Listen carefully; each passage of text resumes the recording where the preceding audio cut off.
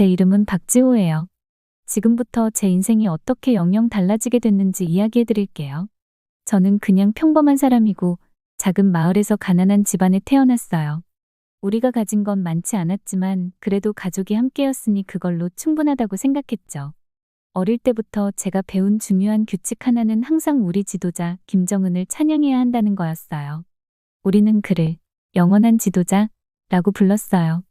그럴싸하게 들리죠? 근데 그건 그냥 우리를 통제하려는 또 다른 방식이었어요. 매일 똑같은 하루였어요.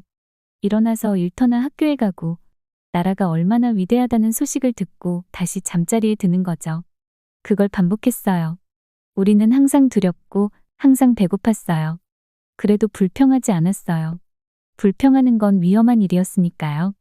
제가 처음으로 뭔가 변하기 시작한 걸 느낀 날이 있었어요. 그날 저는 시장에 나가 작은 텃밭에서 기른 채소를 교환하려고 했어요. 그런데 그때 상인들이 수군거리는 소리를 들었어요. 텔레비전에 나오는 한 여자를 두고 이야기하더라고요. 그 여자가 김정은 옆에 앉아 있었대요. 저 여자 누구야? 한 상인이 물었어요. 김정은의 후계자의 어머니라는 말이 있어. 또 다른 상인이 대답했어요. 그럼 누나는? 난 김정은의 누나가 후계자라고 들었는데. 세 번째 상인이 끼어들었어요. 저는 못 들은 척했지만 귀가 쫑긋했죠. 이건 새로운 이야기였어요. 달랐어요. 우리는 김씨 일가가 완벽하고 변하지 않는다고 배웠어요. 그런데 여기 우리가 들었던 것과는 다른 이야기가 들려왔던 거죠. 그날 밤 저는 잠을 잘 수가 없었어요. 그 여자가 계속 떠올랐어요. 저 여자는 누구지? 왜 중요한 걸까? 처음으로 이런저런 의문이 생기기 시작했어요. 마치 댐에 작은 금이 간 것 같았어요. 한번 금이 가기 시작하면 멈추기 어렵잖아요. 며칠 뒤에 또 다른 속삭임을 들었어요. 남한으로 탈출한 사람들이 이 여자가 뭔가를 바꾸고 있다는 말을 하고 있었어요. 그 여자가 결정권을 가지고 있고 김정은에게 영향을 미치고 있다더라고요. 이건 전례 없는 일이었어요. 그때부터 저는 뉴스에 더 주의 깊게 귀를 기울였어요. 그냥 듣는 게 아니라 진짜로 보는 거죠. 작은 것들이 눈에 들어오기 시작했어요. 가끔 김정은이 피곤해 보이거나 짜증이 나 보이는 것, 주변 사람들이 긴장한 것처럼 보이는 순간들이요. 그걸 보면서 중요한 걸 깨달았어요. 그 사람들도 저랑 똑같은 사람일 뿐이라는 거예요. 그때부터 의심의 씨앗이 마음속에 뿌리를 내렸어요. 그들이 그저 사람일 뿐이라면 왜 그들이 우리 위에 군림하는 걸까요? 왜 우리는 그들을 숭배해야 하고 왜 우리는 이렇게 가난하고 배고픈데 그들은 호화롭게 살고 있는 걸까요? 하지만 이런 생각을 하는 건 위험한 일이었어요. 저도 그걸 잘 알고 있었어요. 정부의 의문을 제기한 사람들이 어떻게 됐는지 다들 알고 있었거든요. 그들은 사라지거나 그보다 더 나쁜 일을 당했어요. 그래서 저는 이 의심을 혼자만 품고 있었지만 의심은 날이 갈수록 더 커져갔어요. 그리고 결정적인 일이 벌어졌어요. 제 형, 민수가 체포된 거예요. 그가 저지른 죄는 남한 TV 프로그램을 본 거였어요. 누군가가 그 프로그램을 국경 너머로 밀반입했고 민수는 친구에게서 DVD를 빌려본 거였죠. 그들이 민수를 데려가던 날을 잊을 수가 없어요. 저희는 저녁을 먹고 있었는데 갑자기 문을 쾅쾅 두드리는 소리가 들렸어요. 제복을 입은 사람들이 총을 들고 들어와서 소리를 지르며 민수를 끌고 나갔어요. 부모님은 울며 빌었지만 소용없었어요. 몇 초 만에 민수는 사라졌어요. 그 순간 우리 정부에 대한 저의 마지막 믿음이 산산이 부서졌어요. 민수는 착한 사람이었어요. 열심히 일하고 다른 사람들을 도왔고 문제를 일으킨 적도 없었어요. 하지만 그건 아무 소용이 없었어요. 그가 잘못된 TV 프로그램을 봤다는 이유로 끌려간 거였으니까요. 그 후로 저는 더는 눈을 감고 살 수 없었어요. 우리나라는 감옥이나 다름없다는 걸 알게 됐어요. 우리는 시민이 아니라 죄수였어요. 김씨 일가는 지도자가 아니라 교도관이었고요. 그때부터 저는 자유에 대한 꿈을 꾸기 시작했어요. 아무 TV 프로그램이든 마음대로 볼 수 있는 곳에서 사는 상상, 두려움 없이 말할 수 있는 곳에서 사는 상상, 자유롭게 여행하고 배우고 성장할 수 있는 그런 곳에서 사는 상상을요. 하지만 북한에서 꿈을 꾸는 건 위험한 일이에요. 꿈은 사람을 불안하게 만들고 더 많은 걸 원하게 만들거든요. 그런데 더 많은 걸 원한다는 건 목숨을 잃을 수도 있는 일이었죠. 저는 더는 침묵할 수 없다는 걸 알았어요. 이렇게 평생 살 수는 없었어요. 하지만 제가 뭘 할 수 있을까요? 탈출은 불가능해 보였어요. 국경은 철저히 감시되고 있었고 탈출하다 잡히면 심한 처벌을 받는다는 걸 알고 있었으니까요. 그래도 자유라는 생각이 제 머릿속을 떠나지 않았어요. 그건 마치 멀리서 저를 부르는 밝은 빛 같았어요. 그때부터 생각했어요. 어쩌면 그 위험을 감수할 가치가 있을지도 모른다고요. 제가 알지 못한 건 제 자유를 향한 여정이 곧 시작될 거라는 거였어요. 그 여정은 생각했던 것보다 훨씬 더 위험하고 무섭고 제 삶을 완전히 바꿔놓는 일이 될 거였죠. 저는 동생 생각을 멈출 수가 없었어요. 눈을 감기만 하면 끌려가는 동생의 겁먹고 혼란스러운 얼굴이 떠올랐어요. 그저 한국 TV 프로그램을 봤다는 이유로요. 이건 불공평했어요. 잘못된 일이었죠. 그때 저는 깨달았어요. 더 이상 북한에 남아있을 수 없다는 거려. 하지만 떠난다는 건 쉬운 일이 아니었어요. 만약 붙잡히면 저도 동생처럼 되거나 더 끔찍한 일을 당할 수 있었거든요. 그럼에도 불구하고 탈출하려는 생각은 제 머릿속에서 자라기 시작했어요. 마치 작은 씨앗이 커다란 나무로 자라나는 것처럼요. 어느 날 모든 걸 바꿔놓을 만한 얘기를 우연히 듣게 됐어요. 퇴근하고 집으로 가던 길에 마을에 사는 한이라는 사람이 작은 목소리로 누군가와 얘기하고 있었어요. 그 사람은 중국으로 사람들을 탈출시키는 비밀 조직에 대해 말하고 있었죠. 심장이 두근거리기 시작했어요. 이게 제 기회일 수도 있다는 생각이 들었어요. 저는 한이 혼자일 때까지 기다렸다가 그에게 다가갔어요. 한 씨, 제가 속삭였어요. 탈출에 대해 얘기하는 거 들었어요. 한 씨는 깜짝 놀라 두 눈을 크게 떴어요. 그는 부정하려 했지만 그의 얼굴에서 진실을 읽을 수 있었어요. 제발, 제가 애원했어요. 저도 나가야 해요. 도와줄 수 있나요? 한 씨는 오랫동안 망설였어요. 그리고 마침내 한숨을 쉬며 고개를 끄덕였어요. 위험해요. 그는 경고했어요.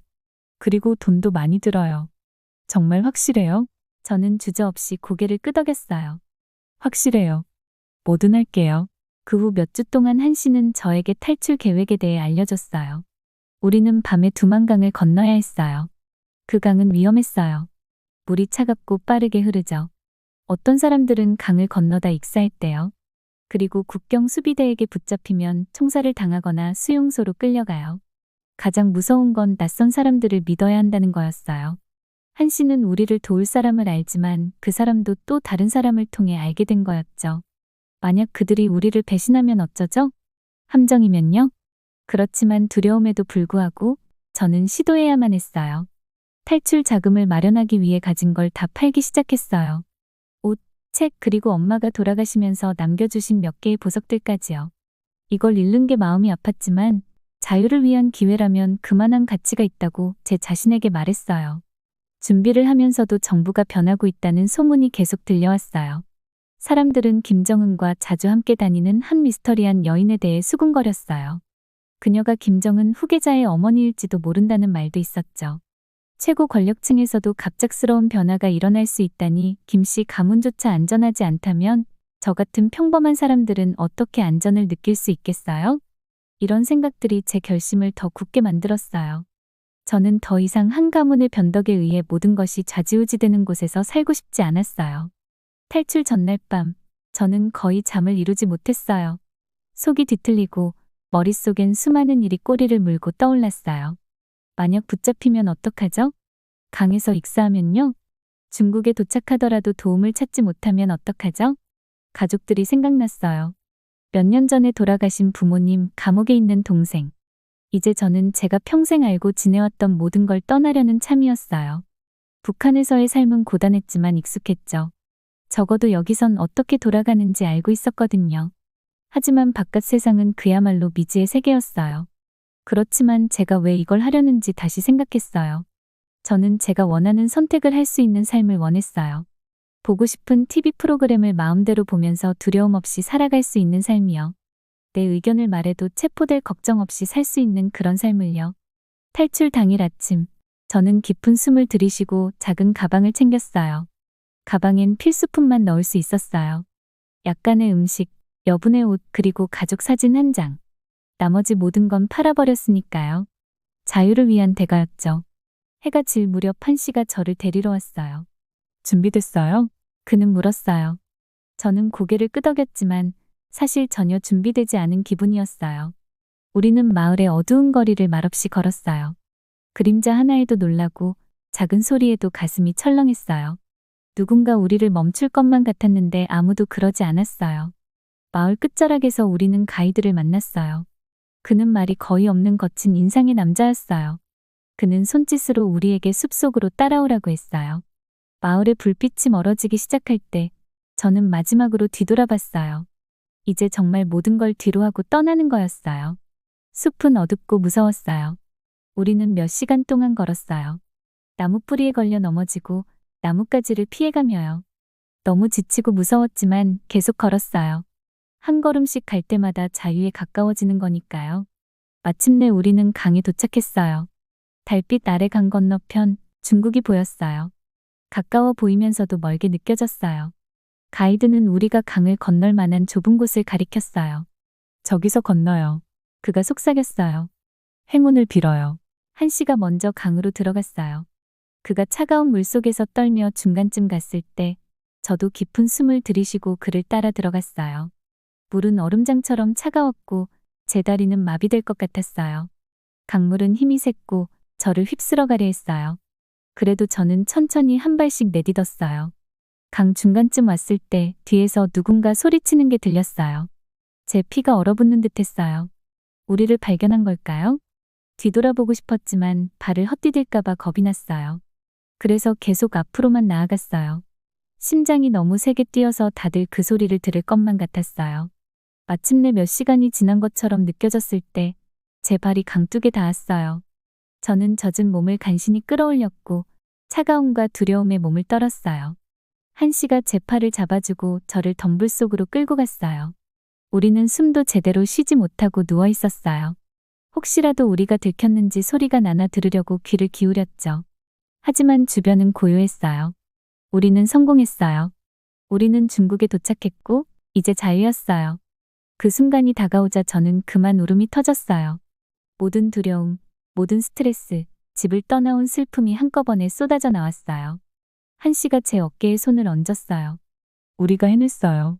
그가 속삭였어요. 하지만 이제 시작일 뿐이에요. 그 말이 맞았어요. 우리는 아직 멀었어요. 도움을 찾아야 했고 붙잡혀서 다시 돌아가지 않도록 조심해야 했으며 남한까지 어떻게든 가야 했죠. 숲속에서 나는 작은 소리 하나하나가 저를 깜짝 놀라게 했어요. 제 발 아래서 부러진 나뭇가지 소리가 총성처럼 크게 들렸고 부엉이가 우는 소리에도 너무 놀라 비명을 지를 뻔했어요. 나무 뒤에서 경비원이나 야생동물이 나타날 것만 같아 계속 상상하게 됐어요. 밤이 깊어지자 피로가 몰려왔어요. 젖은 옷이 무거워서 한 걸음 한 걸음이 힘겨웠지만 붙잡혀서 북한으로 다시 돌아가는 건 생각할 수도 없었어요. 이제 돌아갈 수 없어요. 절대요. 더는 발걸음을 옮기기 힘들다고 느낄 즈음 멀리 희미한 불빛이 보였어요. 그곳이 안전가옥일까요? 조심스럽게 다가가면서도 한 씨가 경고했던 탈북자들을 잡기 위한 덫이 떠올랐어요. 하지만 가까이 가서 보니 한 씨가 묘사한 작은 오두막이 맞았어요. 심장이 쿵쾅거리는 상태로 문을 두드렸어요. 한참 지나서야 문이 열렸고 할머니 한 분이 저를 내다보셨어요. 남쪽에서 왔어요? 그녀가 작은 목소리로 물었어요. 한 씨가 가르쳐준 나무였죠. 네, 저는 떨리는 목소리로 대답했어요. 오래 걸렸어요. 할머니는 고개를 끄덕이시더니 재빨리 저를 안으로 들여보내셨어요. 문이 닫히는 순간 비로소 실감이 났어요. 제가 해냈다는 걸요. 저는 중국에 있었고 자유로워졌어요. 하지만 안도감이 밀려오는 그 순간에도 알았어요. 이건 시작에 불과하다는 걸요. 중국은 북한 탈북자들에게 안전한 곳이 아니었어요. 앞으로도 갈 길이 멀었어요. 하지만 그때만큼은 할머니가 저에게 수건과 마른 옷을 건네주실 때 잠시나마 희망을 느낄 수 있었어요. 새로운 삶을 향한 첫발을 내디뎠고 이제 돌아갈 수 없다는 거려.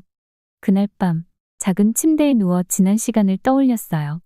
북한에서 변화의 속삭임이 들리던 때 미스터리한 여성이 권력을 잡아가는 모습 그리고 제 동생의 체포.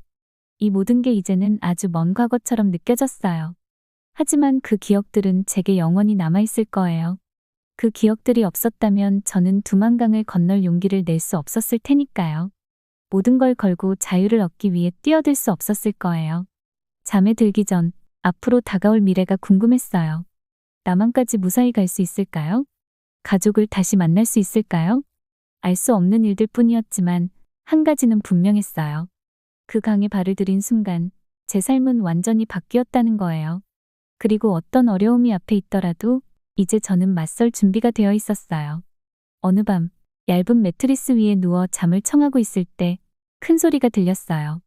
문이 갑자기 부서지듯 열리더니 제복을 입은 남자들이 들이닥쳤어요. 그들은 소리쳤어요. 경찰이다. 움직이지 마. 가슴이 철렁 내려앉았어요. 우리가 발각된 걸까요? 모든 게 순식간에 벌어졌어요. 거친 손이 저를 잡아 밖으로 끌고 나갔고 누군가 제 눈에 천을 씌웠어요. 앞이 보이지 않았지만 다른 사람들의 겁에 질린 울음소리가 들렸어요. 우리는 트럭 같은 곳에 실렸고 엔진이 울리며 움직이기 시작했어요. 정말 무서웠어요. 도대체 무슨 일이 벌어지고 있는 걸까요? 어디로 우리를 데려가는 거죠? 머릿속은 끔찍한 생각들로 가득했어요. 우리가 북한으로 다시 끌려가는 건가요? 붙잡힌 탈북자들이 어떤 꼴을 당하는지 알고 있었거든요. 고문과 처형에 대한 이야기가 계속 머릿속을 맴돌았어요. 트럭이 도로를 달리는 동안 어딘가로 가는 소리를 들으려고 귀를 기울였어요. 그때 두 남자 사이에서 나오는 속삭임이 들렸어요. 중국어가 아니었어요. 분명히 한국어였죠. 그런데 그건 그냥 한국어가 아니었어요. 북한 특유의 억양이었어요. 피가 얼어붙는 기분이었어요. 이 사람들은 중국 경찰이 아니었어요. 북한 요원들이었어요. 그들이 우리를 찾아냈고 이제 우리를 다시 데려가고 있었던 거예요. 처벌이 기다리고 있는 곳으로 죽음보다 더한 삶으로 돌아가는 중이었어요. 정말 속이 메스꺼웠어요. 어떻게 이런 일이 일어날 수 있었을까요? 이렇게 먼 길을 왔고 그토록 많은 위험을 감수했는데 이제 모든 것이 물거품이 되어버린 것 같았어요. 집에 두고 온 가족이 떠올랐어요. 그들은 제가 어떻게 됐는지 알기나 할까요? 저는 그냥 그 체제에 또 다른 이름 없는 희생자가 되는 걸까요? 트럭은 끝도 없이 달리는 것 같았어요. 한 자세로 너무 오래 앉아 있어서 다리가 저렸고 손목은 단단히 묶인 줄 때문에 아팠어요. 하지만 육체적인 고통은 저를 갉아먹는 공포에 비하면 아무것도 아니었어요. 갑자기 트럭이 속도를 줄였어요. 밖에서 목소리가 들렸어요. 아마 검문소였겠죠. 이제 끝이라고 생각했어요. 우리가 다시 북한으로 넘어가기만 하면 희망은 더 이상 없을 거예요. 그 순간 무언가 제 안에서 끊어졌어요. 다시는 돌아갈 수 없었어요. 돌아가서는 안 됐어요. 생각할 겨를도 없이 저는 트럭 뒤쪽으로 몸을 던졌어요. 어찌된 일인지 기적처럼 트럭 끝자락을 찾아내고 바닥으로 굴러 떨어졌어요. 땅에 부딪히면서 숨이 턱 막혔지만 멈추지 않았어요. 멈출 수가 없었어요. 손이 묶여있고 눈도 가려져 있었지만 저는 일어나서 달리기 시작했어요. 뒤에서 소리가 터져 나왔어요. 그리고 제가 가장 두려워했던 소리, 총성이 들렸어요. 저를 향해 총을 쏘고 있었어요. 숨이 턱까지 차오르고 다리가 아파왔지만 저는 생애 가장 빠르게 달렸어요. 어디로 가는지 전혀 몰랐지만 계속 움직여야 했어요. 뭔가 덤불이나 나무 같은 곳을 헤치고 달렸어요. 나뭇가지들이 얼굴과 팔을 핥히었지만 멈출 수 없었어요. 뒤에서 들리던 소리가 점점 멀어졌지만 확신할 수 없었어요. 아직도 그들이 저를 쫓고 있을까요? 아니면 제가 따돌린 걸까요? 얼마나 달렸는지 모르겠어요. 몇 시간이 지난 것처럼 느껴졌어요. 결국 더 이상 한 발자국도 움직일 수 없을 때 저는 그대로 쓰러졌어요. 헐떡거리며 숨을 몰아쉬고 온몸이 떨렸어요. 천천히 어깨를 이용해 눈가리개를 벗겼어요. 주변은 숲이었어요. 밤이었고 거의 아무것도 보이지 않았어요. 하지만 저는 혼자였어요. 기적적으로 또다시 탈출한 거였어요. 아드레날린이 빠져나가자 제 상황이 서서히 실감났어요. 중국 어딘가에 홀로 남겨졌고 먹을 것도 물도 없고 어디로 가야 할지도 몰랐어요. 제 손은 여전히 묶여 있었고 아마도 여전히 추격당하고 있을지 몰라요. 하지만 저는 자유로웠어요. 그리고 자유로운 한 희망이 있었어요. 여기까지 온 이상 포기할 수 없었어요. 어떻게든 방법을 찾아낼 거예요. 그래야만 했어요. 나무 사이로 새벽의 첫빛이 비치기 시작했어요. 저는 힘겹게 몸을 일으켰어요. 지쳤고 배고프고 두려웠지만 결심은 서 있었어요. 이것도 자유를 향한 여정에서 또 하나의 도전일 뿐이었어요. 그리고 이전의 모든 것을 극복했던 것처럼 이것도 극복해낼 거예요. 그 생각과 함께 저는 걸음을 옮겼어요. 어디로 향하는지 몰랐지만 한 가지는 분명했어요. 다시는 돌아가지 않을 거라는 것. 저는 발을 질질 끌며 숲속을 헤매고 있었어요. 발은 아프고 배는 꼬르륵댔죠. 트럭에서 탈출한 이후로 며칠이 지났거든요. 너무 지치고 배고프고 무서웠어요. 들리는 작은 소리에도 깜짝깜짝 놀라곤 했어요. 나뭇가지 사이로 스치는 바람 소리일까요? 아니면 누군가 절 잡으러 오는 걸까요? 해가 지면서 저 멀리 희미한 불빛이 보였어요. 심장이 쿵쾅거리기 시작했어요. 저 불빛 쪽으로 가야 할까요? 아니면 반대로 도망쳐야 할까요? 결국 저는 모험을 해보기로 했어요. 더는 도망칠 힘이 없었거든요. 가까이 가보니 작은 오두막이었어요. 굴뚝에서 연기가 피어오르고 어딘가에서 음식 냄새가 풍겨왔어요. 저도 모르게 침이 고였어요. 정말 오랜만에 제대로 된 음식을 먹어볼 수 있을 것 같았거든요. 저는 조심스레 창문으로 들여다봤어요. 사람들이 테이블에 둘러앉아 웃고 떠들며 이야기를 나누고 있었어요. 그들은 친절해 보였어요. 저는 큰 숨을 한번 들이쉬고 문을 두드렸어요. 안에서 말소리가 멈췄어요. 발소리가 문 쪽으로 다가왔고 문이 열리더니 놀란 표정의 여자가 저를 바라봤어요. 그녀는 중국어로 "어머, 괜찮으세요?" 라고 물었어요. 저는 대답하려 했지만 목에서 아무 말도 나오지 않았어요. 너무 지치고 배가 고파서요. 그 순간 다리가 풀리면서 앞으로 쓰러졌고 여자가 저를 붙잡고는 사람들을 불렀어요.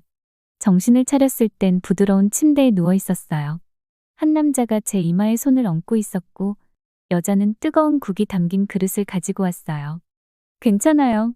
그녀는 부드럽게 말했어요. "이제 안전해요." 저는 뜨거운 국을 한 모금씩 마셨어요. 며칠 만에 몸이 따뜻해지는 기분이었어요. 그들은 자신들이 누구인지 말해줬어요. 그들은 저처럼 탈북한 사람들을 돕는 선교사들이었어요. 제게 이런 행운이 찾아오다니 믿을 수가 없었어요. 그 후 며칠 동안 저는 쉬면서 기운을 차렸어요. 선교사들은 정말 친절하고 인내심이 많았어요. 제게 무슨 일이 있었는지 강요하지 않고 제가 말하고 싶을 때까지 기다려줬어요. 결국 저는 그들에게 제 이야기를 털어놨어요. 북한에서의 삶, 끌려간 동생, 그리고 위험했던 탈출에 대해서요. 트럭에서 탈출한 일까지 전부 말했어요. 그들은 고개를 끄덕이며 비슷한 이야기를 많이 들었다고 말했어요. 어느 날 저녁, 저희는 벽난로 앞에 앉아 있었어요. 저는 그들에게 물었어요. "이제 어떻게 되는 거죠?" 남자는 미소를 지으며 말했어요. 남한으로 갈 수 있도록 도와드릴 수 있어요. 쉽지는 않지만 가능해요. 나만. 그 말은 저를 두 가지 감정으로 채웠어요. 희망과 두려움이요. 너무 멀게만 느껴졌어요. 마치 꿈처럼요. 하지만 이 사람들은 그게 가능하다고 믿고 있었어요. 그들은 제게 절차를 설명해 줬어요. 먼저 큰 도시로 가야 하고 그곳에서 남한 대사관 사람들과 만나야 했어요. 위험할 거라고 했어요. 북한의 요원들이 저 같은 사람들을 찾고 있을 테니까요. 하지만 선교사들은 이런 일을 여러 번 해봤다고 했어요. 우리는 안전하게 이동할 때까지 기다렸어요. 그들은 저에게 새 옷을 주고 기본적인 중국어 문장도 가르쳐줬어요. 그리고 남한에서의 삶이 얼마나 다른지도 얘기해줬어요. 하늘까지 닿을 것 같은 높은 빌딩들이 있어요. 그들은 말했어요. 그리고 먹고 싶은 걸 언제든지 먹을 수 있을 만큼 음식이 많아요. 마치 동화 같았어요. 저는 그 모습을 상상하려고 했지만 도저히 그려지지 않았어요. 드디어 떠나는 날이 왔어요. 우리는 밤에만 이동했고 큰 도로는 피했어요. 지나가는 차 한 대만 봐도 심장이 쿵쾅댔지만 선교사들은 늘 침착했어요. 그들의 자신감 덕분에 저도 용기를 낼 수 있었어요. 며칠간 긴장 속에서 이동한 끝에 우리는 큰 도시에 도착했어요. 그렇게 많은 사람과 차를 한 곳에서 본 적이 없었어요. 소음과 불빛이 저를 압도했어요. 선교사들은 저를 안전한 집으로 데려갔어요. 그곳에서 저 같은 탈북자들을 만났어요. 몇몇은 남한으로 가기 위해 몇 달째 기다리고 있었어요. 우리는 서로의 이야기를 나누며 미래에 대한 꿈을 얘기했어요. 일주일 뒤, 저는 남한 대사관에서 인터뷰를 했어요. 너무 긴장됐지만 인터뷰를 해준 여자는 제 긴장을 풀어줬어요. 그녀는 북한에서의 삶과 탈출한 이유에 대해 물었어요. 저는 떨리는 목소리로 하지만 점점 힘을 내며 모든 걸 털어놨어요. 인터뷰가 끝나자 그녀는 미소를 지으며 말했어요. 곧 연락드리겠습니다. 기다리는 시간은 정말 길게 느껴졌어요. 하지만 마침내 소식이 왔어요. 저는 받아들여졌어요. 이제 남한으로 가는 거예요. 비행기를 타는 날, 저는 긴장을 멈출 수가 없었어요. 비행기를 타본 적이 한 번도 없었거든요. 비행기가 이륙하자 창밖을 내다봤어요. 저 아래 어딘가에는 제가 목숨을 걸고 넘었던 국경이 있었죠. 이제 저는 그 위를 새처럼 날고 있었어요. 자유롭게. 몇 시간 뒤 비행기가 서울에 도착했어요. 비행기에서 내리니 공기가 다르게 느껴졌어요. 어딘가 더 상쾌했어요. 사람들은 웃고 있었고 아무도 두려워하는 것처럼 보이지 않았어요. 공항에는 저희를 맞이하는 사람들이 있었어요. 그들 역시 탈북자들이었고 저희에게 꽃을 건네며 껴안아줬어요. 그들 중 한 명이 제게 말했어요. 새로운 집에 오신 걸 환영해요. 저는 반짝이는 공항과 친절한 얼굴들 그리고 제 앞에 열리는 가능성의 세계를 바라봤어요. 눈물이 차올랐지만 이번엔 기쁨의 눈물이었어요. 제 여정은 끝나지 않았어요. 이 새로운 세상에서 배워야 할 게 많다는 걸 알고 있었어요. 하지만 남한 땅에 첫 발을 내디디는 그 순간 저는 오랫동안 느끼지 못했던 감정을 느꼈어요. 희망이었어요. 더 나은 미래에 대한 희망, 자유에 대한 희망 그리고 언젠가는 온 한반도가 저처럼 자유로워질 수 있다는 희망이요. 저는 길을 걸을 때마다 뒤를 돌아보지 않아도 되는 날이 올 줄 몰랐어요. 하지만 지금 저는 바로 여기 한국 서울의 거리에서 그렇게 걷고 있어요. 제가 이곳에 온 지 1년이 되었지만 매일이 여전히 꿈같이 느껴져요. 처음 비행기에서 내렸을 때 제 눈을 의심했어요. 공항이 정말 크고 바닥은 반짝였고 수많은 사람들이 바쁘게 움직이고 있었거든요. 북한에서 보던 작은 마을과는 전혀 다른 모습이었죠. 가슴이 두근거리며 이게 진짜야? 내가 정말 자유로워진 거야? 하고 혼자 속으로 되묻던 기억이 나요. 처음 몇 주는 정말 정신없었어요. 모든 게 낯설고 달랐어요. 높은 건물들, 밝은 불빛들, 쉴 새 없이 들리는 자동차 소리들, 이 새로운 세상에서 숨을 쉬기 힘들 정도로 적응이 안 됐죠. 물속에 빠진 물고기처럼 느껴졌어요. 그러다 김 선생님을 만났어요. 탈북자들을 돕는 분이셨는데 제게 작은 아파트를 구해주고 전자레인지나 컴퓨터 같은 제가 한 번도 써본 적 없는 물건들을 어떻게 사용하는지 알려주셨어요. 믿기 힘드시겠지만 전 그때까지 컴퓨터를 한 번도 써본 적이 없었어요. 그런데 이제는 매일 사용해요. 김 선생님은 탈북자들을 위한 특별한 학교도 소개해 주셨어요. 요즘 저는 그 학교에서 대부분의 시간을 보내고 있어요. 단순히 수학이나 과학 같은 과목을 배우는 것만이 아니에요. 자유로운 나라에서 어떻게 살아가는지를 배우는 곳이죠. 첫날 학교에 갔을 때 정말 긴장됐어요. 손바닥에 땀이 나고 심장이 쿵쾅거렸죠. 그런데 교실에 들어가 보니 저처럼 긴장한 얼굴을 한 사람들이 있었어요. 그들도 탈북자였고 각자 자신만의 탈출 이야기를 가지고 있었죠. 제가 혼자가 아니라는 걸 알게 되니 조금은 마음이 놓였어요. 우리 선생님인 이 선생님은 참 인내심 많고 친절하신 분이에요. 단순히 지식만 가르치는 게 아니라 우리에게 스스로 생각하는 법을 가르쳐 주세요. 저한테는 그게 정말 신선한 경험이었어요. 북한에서는 생각할 거리를 주는 게 아니라 그냥 어떻게 생각해야 하는지를 주입했거든요. 그런데 여기선 질문하고 자신의 의견을 나누는 걸 장려해 주시더라고요. 어느 날 이 선생님이 우리에게 자유가 우리에게 무엇을 의미하는지 물어보셨어요. 저는 놀랍게도 용기를 내서 손을 들고 말했어요. 자유는 꿈꿀 수 있는 거예요. 교실은 조용해졌고 이 선생님은 미소를 지으셨어요. 더 설명해 보라고 하셔서 북한에서는 다른 삶을 상상하는 것조차 불가능했다고 말했어요. 제 미래는 정해져 있었죠. 부모님처럼 들판에서 일하고 항상 먹을 게 부족한 삶을 살게 될 줄 알았거든요.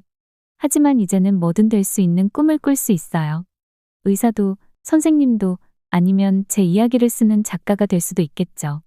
민주주의에 대해 배우는 것도 신선한 충격이었어요. 교실에서 모의 선거를 했고 저는 생전 처음으로 투표를 해봤어요. 비록 학급 반장 선거일 뿐이었지만 사람들이 자신이 원하는 지도자를 선택할 수 있다는 개념이 너무 신기했어요. 하지만 항상 쉬운 건 아니에요. 가끔 한밤중이 깨면 이 모든 게 꿈이었고 제가 다시 북한에 있는 게 아닐까 하는 두려움에 사로잡혀요. 탈출했던 기억들이 여전히 저를 괴롭히고 제가 두고 온 가족과 친구들 생각에 마음이 무거워져요. 그들은 무사할까? 다시 볼 수 있을까? 이런 생각들로 밤잠을 설치기도 해요. 그래서 상담을 시작했어요. 처음에는 의심스러웠어요. 북한에서는 문제를 남에게, 특히 모르는 사람에게 이야기하는 게 전혀 없었거든요. 하지만 박 박사님은 두려움과 슬픔을 느끼는 게 괜찮다고 가르쳐 주셨어요. 그리고 그런 감정들을 다루는 방법을 배우고 있어요. 제 이야기를 나누는 것도 큰 도움이 됐어요. 학교나 지역사회센터에서 북한에서의 삶과 탈출 이야기를 들려주고 있어요. 그 이야기를 하는 건 여전히 쉽지 않지만 매번 할 때마다 조금씩 더 강해지는 기분이 들어요. 사람들의 반응은 항상 저를 놀라게 해요. 어떤 사람들은 울고 어떤 사람들은 화난 표정을 짓지만 대부분은 더 알고 싶어 하더라고요. 여기서 친구도 사귀었어요. 제 수업에 있는 다른 탈북자인 재성이는 이제 제 동생 같은 존재예요. 우리는 자주 같이 공부하고 이 새로운 세상에서 서로 도움을 주고받아요. 가끔씩은 서로의 옛날 삶에 대해 이야기하면서 그리운 것들도 나눠요. 제 이야기를 진심으로 이해해주는 친구가 있다는 게 참 위로가 돼요. 최근에는 탈북자들을 돕는 지역사회센터에서 자원봉사를 시작했어요.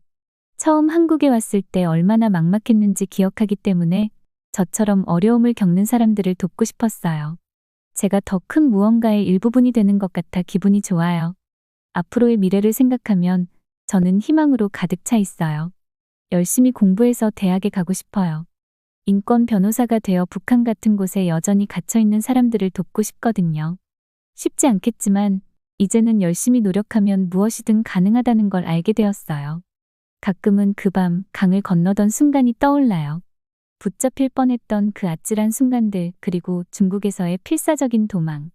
그 기억들이 저에게 자유가 얼마나 소중한 것인지, 제가 얼마나 운이 좋은지 상기시켜줘요. 매일 이 새로운 삶에 감사해요. 하지만 제가 어디에서 왔는지, 두고 온 사람들을 잊지 않았어요. 이제 제 꿈은 저 자신만을 위한 게 아니에요.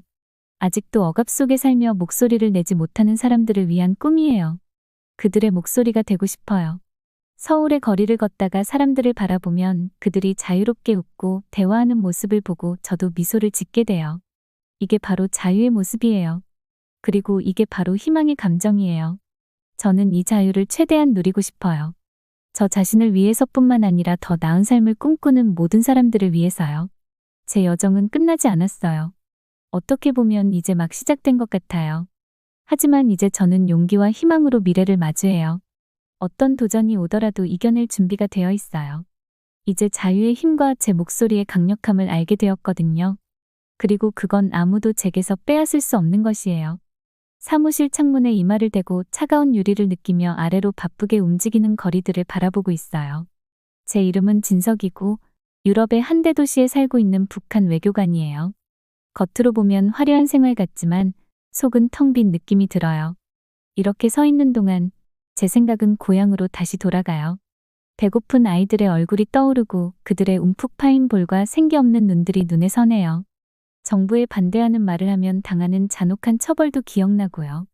우리 지도자들이 했던 절대 이루어지지 않는 그 수많은 약속들이 떠오르면서 가슴이 무거워지네요. 돌덩이가 가슴에 얹힌 듯한 느낌이에요. 여기 있는 제 아파트는 크고 편하네요. 음식도 많고 좋은 옷들도 있고 가고 싶은 곳은 어디든 갈 수 있어요. 하지만 이런 걸 즐길 수가 없어요. 북한에서 무슨 일이 벌어지고 있는지 뻔히 알고 있으니까요. 창문에서 시선을 떼고 책상 쪽으로 걸어가요. 거기엔 가족 사진이 액자에 담겨 있어요. 아내와 두 아이, 그리고 부모님이 함께 찍힌 사진이에요. 그들은 아직 북한에 남아 있어요. 사진을 들어 그들의 얼굴을 손가락으로 쓸어봐요. 너무 그리워서 마음이 아파요. 그때 컴퓨터에서 부드러운 알림음이 들려요. 새로운 메시지가 도착했어요. 사진을 내려놓고 책상에 앉아 컴퓨터를 클릭해 메시지를 열었어요. 보낸 사람을 보는 순간 심장이 빠르게 뛰기 시작했어요. 리규였어요. 예전에 저와 함께 일했던 오랜 친구예요. 그는 영사로 정부에서도 꽤 높은 위치에 있었죠. 하지만 몇 주 전 그는 사라졌어요.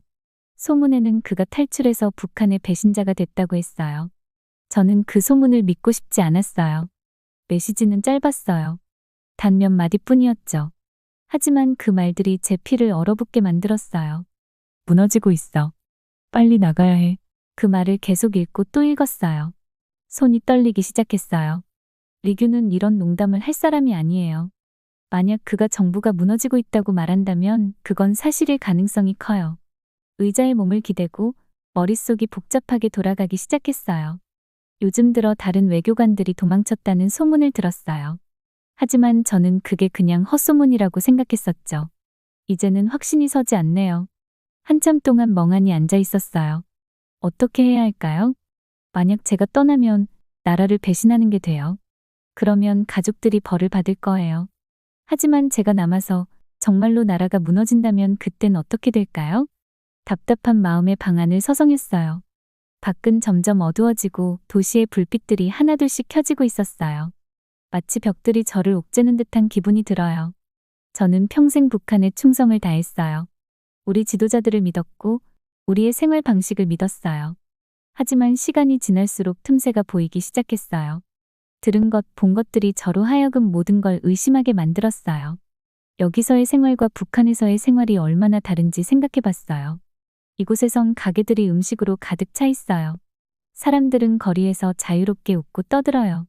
북한에선 너무나 많은 사람들이 배고파하고 항상 누군가의 눈치를 보며 말을 아끼죠. 잘못 말하면 큰일 나니까요. 배에서 꼬르륵 소리가 났지만 배가 고프진 않았어요. 대신 속이 울렁거렸어요. 만약 리규 말이 맞다면요? 만약 우리 정부가 정말 무너지고 있다면? 그 장면을 상상해 보려고 했지만 잘 안 되더라고요. 북한은 항상 강하고 변함없어 보였어요. 그런데 문득 최근에 눈에 띄었던 작은 징후들이 떠올랐어요. 지도자들이 연설할 때 불안해 보였던 모습들. 다른 외교관들이 구석에서 속닥거리며 걱정스러운 표정을 짓던 장면들. 집에서 오는 메시지들조차도 어딘가 다급해 보였어요. 다시 창문 쪽으로 걸어가 도시의 불 켜진 거리를 바라봤어요. 이제 완전히 어두워졌고 거리는 마치 나처럼 환했어요. 북한의 까맣게 어두운 밤과는 너무나 다르죠. 북한에선 전기가 부족하니까요. 처음으로 정말 떠나는 걸 진지하게 생각해 봤어요. 리규처럼 도망치는 거요. 그 생각은 무서웠어요. 평생 알던 모든 것을 포기하는 일이니까요. 제 지위, 나라, 어쩌면 가족까지도요. 하지만 제 아이들이 떠올랐어요. 아이들은 더 나은 삶을 살 자격이 있지 않을까요? 자유롭게 말할 수 있고 배고프지 않고 두려워하지 않아도 되는 그런 삶이요. 창문에 비친 제 모습을 봤어요. 저를 쳐다보고 있는 남자는 지쳐 보였고 두려워 보였어요. 하지만 그의 눈 속엔 또 다른 무언가가 있었어요. 희망일까요? 아니면 결단력일까요? 깊게 숨을 들이쉬고 결심을 했어요. 더 알아봐야겠어요. 리규가 한 말이 사실인지 알아내야겠어요. 만약 사실이라면 그때 가서 무엇을 할지 결정해야겠죠. 창문에서 돌아서면서 뭔가 달라진 기분이 들었어요. 길고 위험한 여정을 막 시작한 느낌이었어요. 어디로 향할지 모르겠지만 이제는 돌아갈 수 없다는 것만은 확실했어요. 다시 컴퓨터 앞에 앉아 리규에게 답장을 쓰기 시작했어요.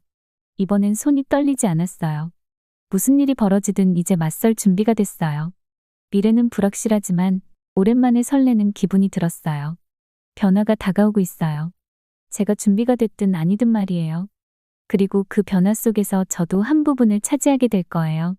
다음 날 아침, 저는 마치 아무 일도 없었던 것처럼 출근했어요. 하지만 모든 것이 다르게 느껴졌어요.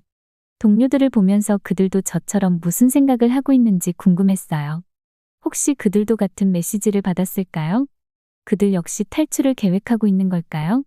며칠이 지나고 더 많은 소문을 듣기 시작했어요. 다른 외교관 7명이 사라졌다는 얘기였어요. 일부는 미국으로, 일부는 남한으로 갔다고 했어요. 그들은 그냥 모든 걸 두고 호련히 사라졌어요. 처음에는 믿기 힘들었어요. 그들은 제가 잘 아는 사람들이었고 오랫동안 같이 일했던 동료들이었거든요. 그들이 할 수 있었다면 저도 할 수 있지 않을까 생각했어요. 하지만 그때마다 북한에 있는 제 가족이 떠올랐어요. 제 아내와 아이들 말이에요. 만약 제가 떠나면 그들은 어떻게 될까요? 탈북자 가족은 항상 정부의 처벌을 받았잖아요. 그들이 수용소로 보내지거나 그보다 더 끔찍한 일을 당할 수도 있었어요. 그 생각만 해도 속이 뒤틀리고 울렁거렸어요. 매일 밤 저는 창가에 앉아 도시의 불빛을 바라봤어요. 선택지를 하나하나 되새겼죠. 여기 남으면 안전하겠지만 그게 얼마나 오래 갈 수 있을까요? 정부가 정말로 무너진다면 저는 여기 갇혀버릴까요? 다시 가족을 만날 수는 있을까요? 만약 제가 떠나면 세상이 북한의 진실을 알릴 수 있을 거예요. 어쩌면 뭔가 변화를 이끌어낼 수도 있겠죠. 하지만 위험은 너무 컸어요. 만약 탈출하다가 잡히면 어떻게 될까요? 제 선택 때문에 가족이 고통받는다면 이 문제를 누구와도 이야기할 수 없었어요. 누구를 믿어야 할지도 몰랐고요. 매일 출근하는 게 마치 살얼음판을 걷는 기분이었어요. 전화가 울릴 때마다 깜짝깜짝 놀라곤 했어요. 혹시 정부에서 저를 평양으로 다시 부르는 전화일지도 모른다는 생각에요. 어느 날 오후 다른 외교관들과 함께 회의에 참석하고 있었어요.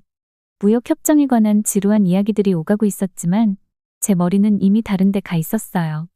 갑자기 동료인 김 씨가 저를 이상한 눈빛으로 쳐다봤어요. 진석 씨, 괜찮아요? 무슨 생각하는 거예요? 라고 묻더군요. 순간 저는 당황했어요. 혹시 그가 알고 있는 걸까요? 저를 떠보는 걸까요? 저는 억지 미소를 지으며 잠을 제대로 못 잤다고 대충 핑계를 댔어요. 하지만 그 이후로 더 예민해졌어요. 모든 사람을 유심히 지켜보면서 그들도 저를 지켜보고 있는 건 아닌지 의심하게 됐죠. 시간이 지날수록 압박감은 점점 더 커졌어요. 밥도 제대로 못 먹고 잠도 잘 수 없었어요. 눈을 감기만 하면 가족의 얼굴이 떠올랐어요.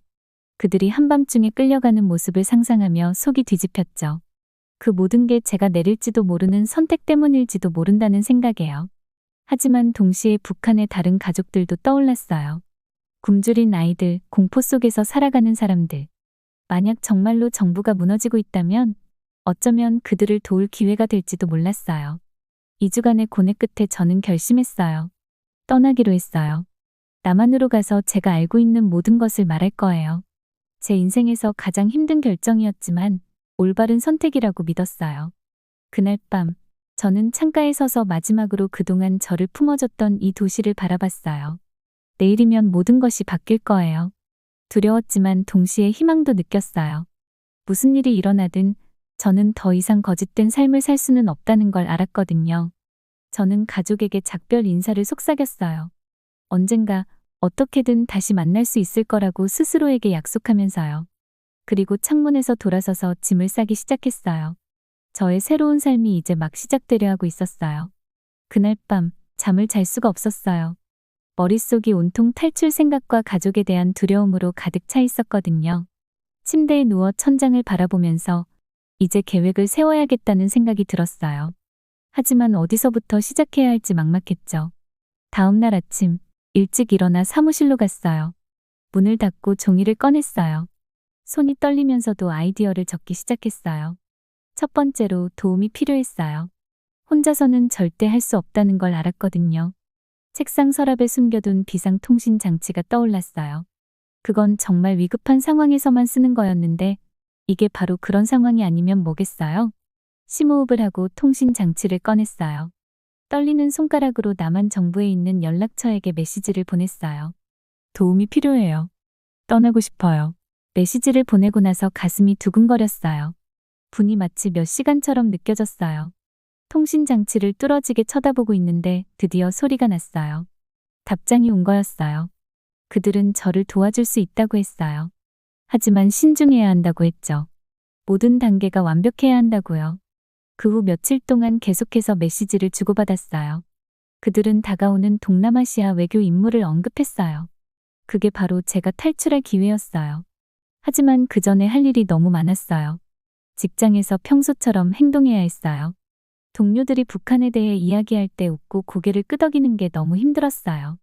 이제 더 이상 제가 아닌 사람인 척하는 기분이었거든요. 밤이 되면 늦게까지 깨어서 모든 세부 사항을 계획했어요.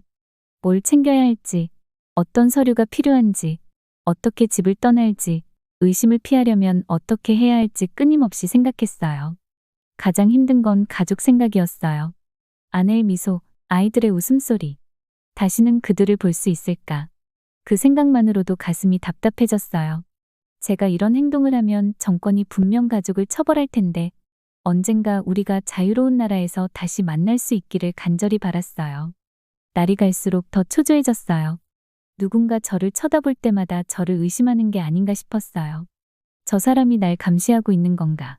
눈치챈 건가? 작은 소리에도 깜짝깜짝 놀라고 자꾸만 뒤를 돌아보게 됐어요. 어느 날 한 동료가 저에게 왜 그렇게 멍해 보이냐고 물었어요. 그냥 몸이 좀 안 좋다고 둘러댔지만 속으로는 완전히 공포에 휩싸였어요. 혹시 제가 티를 낸 걸까요? 더 조심해야겠다고 다짐했어요. 그때부터 저는 연습을 시작했어요. 평범한 외교 임무를 떠나는 것처럼 보이도록요. 거울 앞에서 자신감 있게 차분하게 말하는 연습을 했어요. 탈출하기 전날 밤 아무것도 먹을 수가 없었어요. 속이 뒤틀리는 느낌이었죠. 작은 가방을 챙기면서도 그저 짧은 출장 가는 것처럼 보이게 하려고 애썼어요. 가족들에게 쓴 편지도 남겼어요. 그들을 사랑한다는 내용과 언젠가 제 결정을 이해해주기를 바란다는 말을 적었어요. 그 편지는 비밀스러운 곳에 숨겨뒀어요. 무슨 일이 잘못되면 그들이 찾을 수 있기를 바라면서요. 그날 밤 잠을 이루지 못했어요. 잘못될 수 있는 일들만 계속 떠올랐거든요. 공항에서 저를 막으면 어떡하지? 남한 요원들이 나타나지 않으면? 이 모든 게 함정이면 어떡하지? 하지만 제가 왜 이 일을 하려고 하는지 다시 생각했어요. 굶주린 아이들, 자기 생각을 말하다가 처벌받는 사람들, 제가 외교관으로서 거짓말을 해야 했던 일들, 매일 느꼈던 죄책감이 떠올랐어요. 아무리 두려워도 시도해야만 했어요. 해가 떠오를 때쯤 떠날 준비를 했어요. 집을 마지막으로 둘러보며 익숙한 물건들을 하나하나 만졌어요. 모든 걸 기억에 담으려 했었죠. 가족 사진을 집어 주머니에 넣었어요. 그리고 깊게 숨을 들이쉬고 문을 나섰어요. 공항에서는 보안 검사를 통과하는 동안 손에 땀이 났어요. 유니폼을 입은 사람들만 봐도 심장이 쿵쾅거렸어요. 그래도 어떻게든 비행기에 오를 수 있었어요. 비행기가 이륙할 때 창밖을 보니 제 나라가 점점 멀어져 갔어요. 앞으로 무슨 일이 일어날지는 몰랐지만 이제 돌이킬 수 없다는 건 분명했어요. 계획은 이미 시작됐어요. 제 새로운 인생이 이제 막 시작되려 하고 있었어요. 비행기 안에서는 시간이 너무 더디게 가는 것 같았어요. 아무것도 할 수 없었어요. 먹지도 잠들지도 못했어요. 눈은 계속 주위를 두리번거렸고 무슨 일이 생기지는 않을까 불안했어요. 승무원이 괜찮냐고 물었을 때 저는 간신히 웃으면서 비행기 멀미가 좀 나서요. 라고 거짓말했어요. 마침내 비행기가 착륙했을 때 심장이 너무 빨리 뛰어서 금방이라도 터질 것 같았어요. 이제 가장 위험한 순간이었거든요. 남한 요원들을 만나기 전까지 들키면 안 됐어요. 공항을 걸으면서 사람들을 살폈어요. 어떻게 그들을 알아볼 수 있을까요? 혹시 놓치기라도 하면 어쩌죠? 그때 공항 직원 같은 사람이 다가왔어요. 김 선생님? 조용히 물었어요. 저는 숨도 제대로 쉬지 못한 채 고개를 끄덕였어요. 저를 따라오세요. 그를 따라가는 동안 다리가 풀릴 것 같았어요. 우리는 복잡한 복도를 계속 걸었어요. 전혀 본 적 없는 길들이었어요. 갈수록 더 불안해졌어요. 이게 혹시 덧치면 어쩌지? 체포하러 가는 거면요? 하지만 어쩔 수 없었어요. 믿는 수밖에 없었죠. 결국 후문에 도착했어요. 차 한 대가 기다리고 있었어요. 빨리 타세요. 그가 말했어요. 저는 가슴이 터질 것 같은 긴장감 속에서 차에 올랐어요. 공항을 떠나자 조금은 안도감이 들었어요. 정말 이게 성공할 수 있을지도 모른다고 생각했죠. 그런데 바로 그때 검은 SUV 한 대가 우리 옆에 따라붙었어요. 순간 온몸이 얼어붙는 것 같았어요. 우릴 쫓아오고 있어요. 제가 속삭였어요. 운전기사는 굳은 얼굴로 고개를 끄덕였어요. 꽉 잡으세요. 갑자기 차는 속력을 내기 시작했어요. 우리는 좁은 골목길과 코너를 휘돌아 달렸어요. 창밖의 건물들이 전부 흐릿하게 지나갔어요. 가족 생각이 떠나질 않았어요. 그들은 안전할까요? 혹시 정부가 제가 탈출한 걸 알게 된 걸까요? 그 생각에 속이 울렁거렸어요. 몇 시간처럼 느껴질 정도로 우리는 계속 달렸어요. 검은 SUV는 항상 뒤에 있었어요. 이러다 사고가 나거나 잡힐 것만 같았어요. 하지만 마지막으로 한 번 더 급하게 꺾었을 때 SUV가 보이지 않았어요. 드디어 따돌린 거였어요. 저도 모르게 숨을 내쉬었어요. 우리는 조금 더 달리다가 평범해 보이는 집 앞에 도착했어요. 여기입니다. 운전기사가 말했어요. 이제 안전해요. 풀린 다리로 차에서 내려섰을 때 비로소 실감이 났어요. 제가 해낸 거였어요. 저는 탈출했어요. 자유로워졌어요. 눈물이 차올랐어요. 안전가옥으로 들어가 의자에 주저앉았어요. 온몸이 녹초가 된 듯했지만 안도감이 밀려왔어요. 하지만 그 순간에도 제 머릿속은 멈추지 않았어요. 앞으로는 어떻게 될까요? 가족들을 다시 만날 수 있을까요? 남한에서의 삶은 어떤 모습일까요? 앞길이 험난할 거라는 건 알고 있었어요. 완전히 새로운 세상에서 살아가는 법을 배워야 할 테니까요. 하지만 몇 년 만에 처음으로 잊고 있었던 감정이 떠올랐어요. 희망이요. 어떤 도전이 닥쳐오더라도 이젠 준비된 것 같았어요. 드디어 진짜 삶을 살 기회가 생긴 거니까요. 자유로운 삶을요. 서울에 도착했을 때 입이 떡 벌어졌어요. 공항이 정말 크고 깨끗하고 너무 밝더라고요. 전에 본 어떤 공항과도 달랐어요. 사람들은 바쁘게 돌아다니면서 비싼 휴대폰으로 통화하고 반짝거리는 노트북을 들고 다니고 있었어요. 마치 다른 행성에 도착한 기분이었어요. 친절해 보이는 한 여자가 저한테 다가왔어요. 진석 씨, 한국에 오신 걸 환영해요. 그녀가 따뜻하게 웃으면서 말했어요. 저는 통일부에서 나온 민서라고 해요. 한국에서의 새로운 삶에 적응할 수 있도록 도와드리러 왔어요. 가슴이 쿵쾅거리기 시작했어요. 진짜로 여기에 와 있구나. 자유구나. 그런 생각이 들면서도 두렵고 외로운 기분이 들었어요. 앞으로 저한테 무슨 일이 일어날지 모르겠다는 불안감이 엄습했어요. 민서가 저를 작은 사무실로 데리고 갔어요. 우리는 앉아서 이야기를 나눴고 민서는 제가 북한 이탈 주민들을 위한 특별한 센터에서 지내게 될 거라고 설명해 줬어요. 여기를 하나원이라고 불러요. 그녀가 말했어요. 한국 생활을 배우는데 3달 정도 머무르게 될 거예요. 저는 고개를 끄덕이며 상황을 받아들이려고 애썼어요. 머릿속이 복잡해서 질문들이 계속 떠올랐어요. 제 가족은요? 제가 목소리가 떨리며 물었어요. 괜찮을까요? 민서의 표정이 진지해졌어요. 가족의 상황을 계속 모니터링하고 있어요. 그녀가 말했어요. 하지만 진석 씨, 솔직히 말하자면 쉽지 않아요. 위험한 상황이기도 하고요. 소식이 있으면 바로 알려드릴게요. 그녀의 말이 가슴 깊이 와 닿았어요. 탈출을 결심할 때 이미 위험하다는 걸 알고 있었지만 직접 들으니 속이 울렁거렸어요. 그 걱정을 억누르고 지금 일어나는 일에 집중하려고 했어요. 그 후 며칠은 정신없이 흘러갔어요. 하나원으로 이동했고 그곳에서 다른 탈북자들을 만났어요. 몇 주 동안 거기 있던 사람도 있고 저처럼 막 도착한 사람도 있었어요. 우리 모두 각자의 이야기가 있었지만 공통된 감정이 있었어요. 바로 희망과 두려움이었죠. 하나원에서의 생활은 모든 게 새롭고 벅찼어요. 컴퓨터 사용법을 배우고 은행 계좌를 여는 법도 배우고 심지어 슈퍼마켓에서 장 보는 방법까지 알려줬어요. 다른 사람들에겐 간단한 일들이 저한텐 완전히 생소했어요.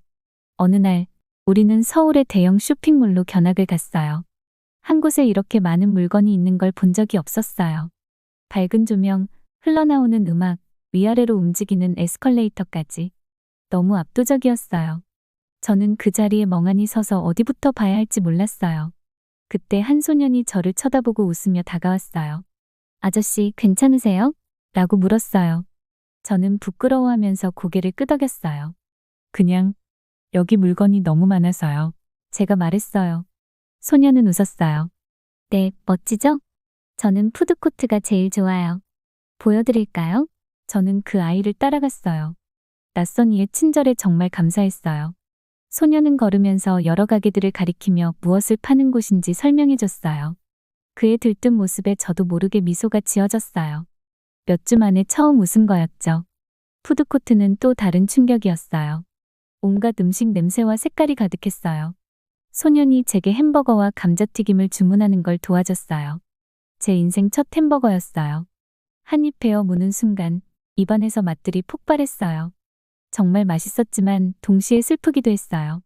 고향에서 배고파하는 사람들이 생각나더라고요. 하나원에 돌아온 후 저는 배움에 몰두했어요. 주어진 이 기회를 최대한 활용하고 싶었거든요. 하지만 밤이 되면 모든 게 조용해질 때면 가족 생각이 나서 가슴이 아팠어요. 몇 주가 지나면서 점점 낯설었던 것들이 덜 낯설게 느껴졌어요. 다른 탈북자들과 친구가 되었고 서로의 경험을 공유했어요. 어떤 사람은 중국을 통해 탈출했고 또 어떤 사람은 배를 타고 왔다고 했어요. 각자의 이야기는 다 달랐지만 우리는 서로의 고통과 희망을 이해할 수 있었어요. 어느 날 한 정부 관계자가 저를 찾아왔어요. 가슴이 두근거렸어요. 혹시 가족에 대한 소식일까 했는데 대신 그 사람은 저한테 북한 외교관들에 대해 아는 것을 말해달라고 했어요.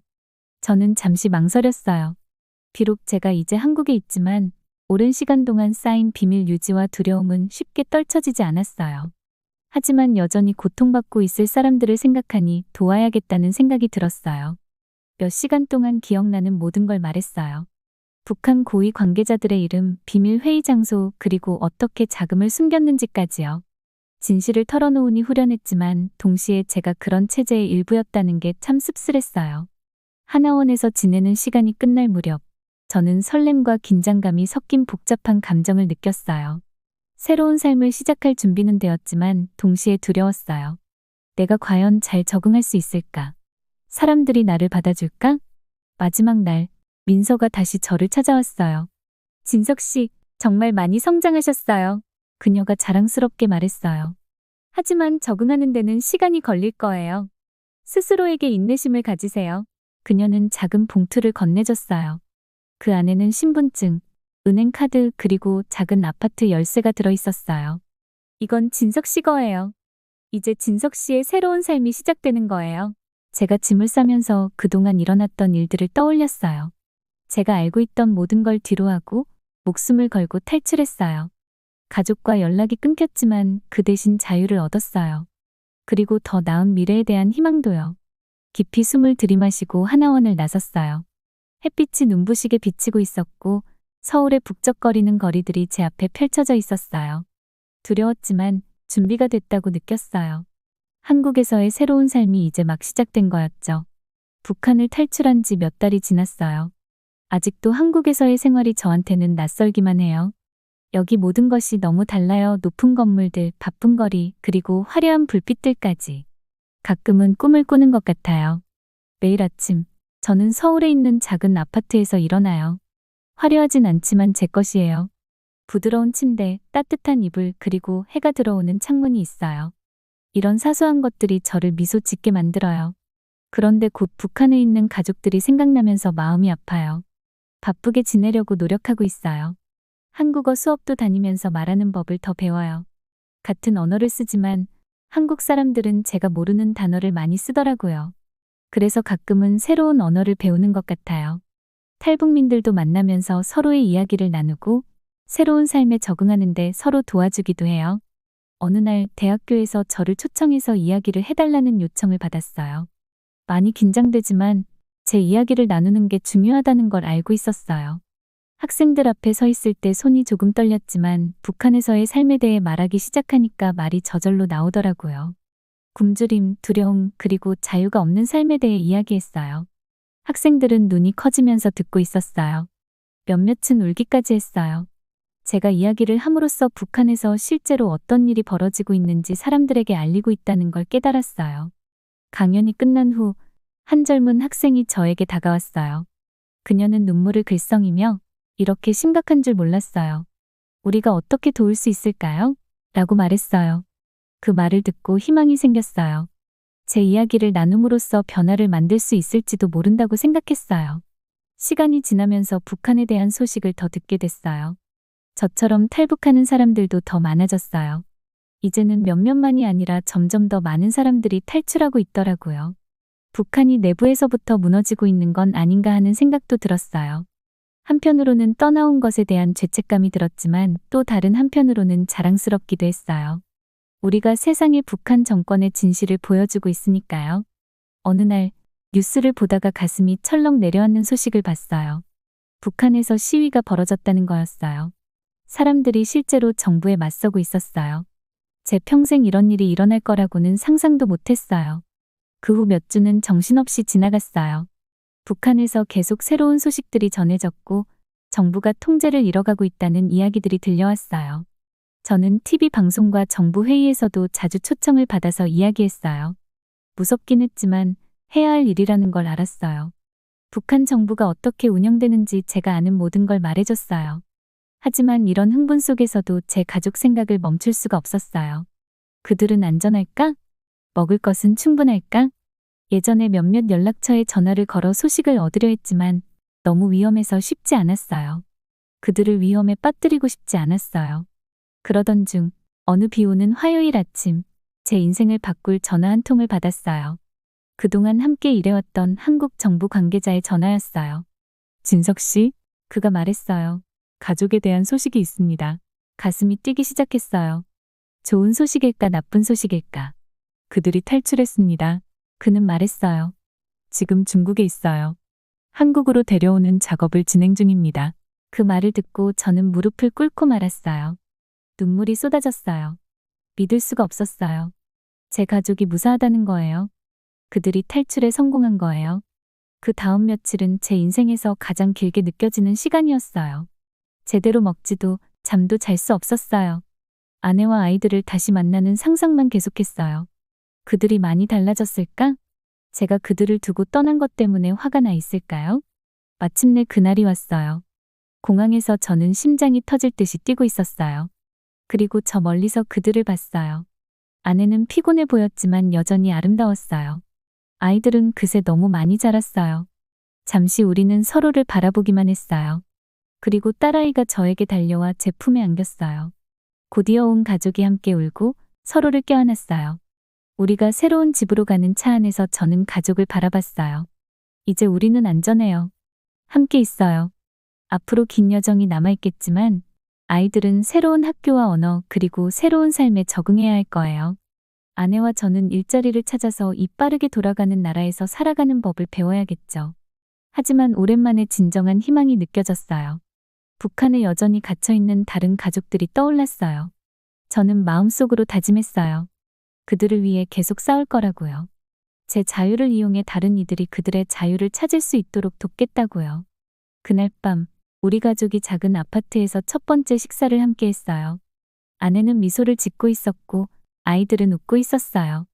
밖에는 서울의 불빛이 환하게 빛나고 있었어요. 저는 깊은 숨을 내쉬며 어깨에 있던 무거운 짐이 내려가는 걸 느꼈어요. 우리는 자유해요. 우리는 안전해요. 이제 집에 있어요.